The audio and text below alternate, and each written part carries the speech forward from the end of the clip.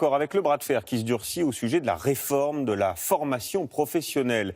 C'est l'un des grands enjeux, vous le savez, de l'année à venir. L'État veut récupérer la gestion du système et l'argent qui va avec pour le confier aux entreprises. Les régions, elles, dénoncent une privatisation à marche forcée. Alors faut-il, oui ou non, déléguer aux entreprises le pactole de la formation?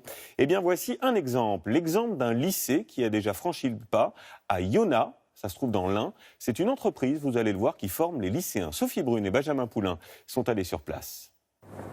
Tout autour de la ville d'Oyonnax, la Plastic Valley, un territoire où se concentrent les entreprises de la plasturgie. Depuis plusieurs années, elles peinent à recruter.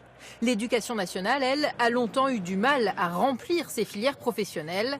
La branche et le lycée Arbescarme ont donc décidé de travailler main dans la main. Bonjour, ça va et vous? Au cœur du lycée, un immense plateau technique consacré à la plasturgie. Alors, ici, donc, on se retrouve donc au cœur des ateliers du lycée Arbescarme. Si on avance un peu, ici, on a des jeunes apprentis de bac pro.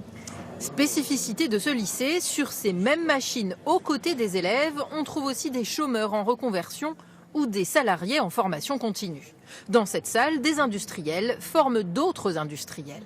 Un campus qui favorise le développement de l'apprentissage et permet aux élèves d'envisager sereinement leur avenir professionnel.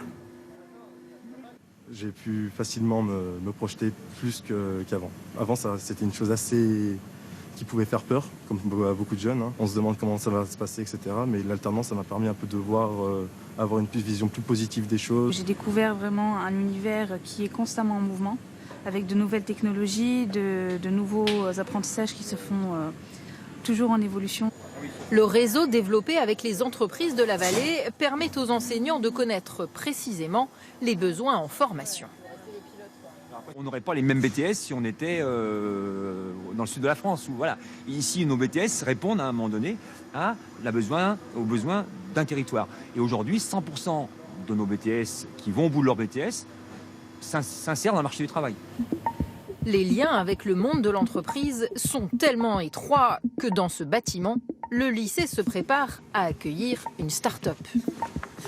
Donc là, on est où ?